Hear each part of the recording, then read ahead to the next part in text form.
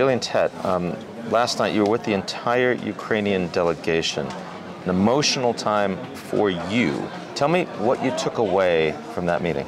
Well, the first thing I took away was the fact that the Ukrainians are being exceptionally clever in terms of trying to rally support in the West by coming here. I mean, it's quite remarkable that we had the mayors of a number of Ukrainian cities, a lot of the government figures, many people in civil society coming all the way to Davos to basically try and persuade the West that they need to rally support around them.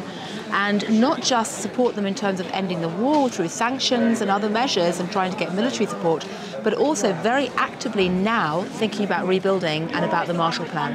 And I mean, Davos is not a place typically that you would expect to see a Ukrainian delegation rallying for support. They've gotten away with it because of the sheer brutality of the Russians, but also because of the trauma that is so evidently and abundantly being experienced by everyone in the delegation. Well, I think what's very clear is listening to the stories about the horrific events happening on the ground in Ukraine, even as we speak, is injecting a level of emotion and shock into what's frankly normally often very dry and boring and wordy debates.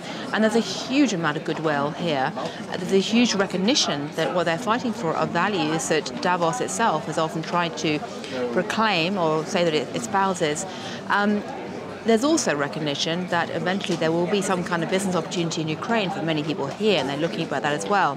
But in the short to medium term, the other issues, of course, are questions of food security, the questions around sanctions and how they're going to impact the global economy.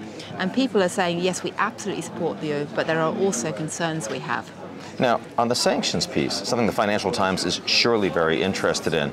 I mean, we have an awful lot of assets that are being confiscated, and there's a lot of talk about taking those assets and helping to pay off the Ukrainians who have just been invaded by Russia. I've heard a lot of people criticizing that on the sidelines of this global group. What's your take? I've heard lots of concern about that as well, not just from American financiers and lawyers who say, what about the due process element of all this? You know, we want to have some kind of framework and due process, but also from the non-Western investors who have been investing in America or Europe in recent years are saying, well, hang on a sec, if due process is being overturned, what will it mean for us looking at America as an investment destination?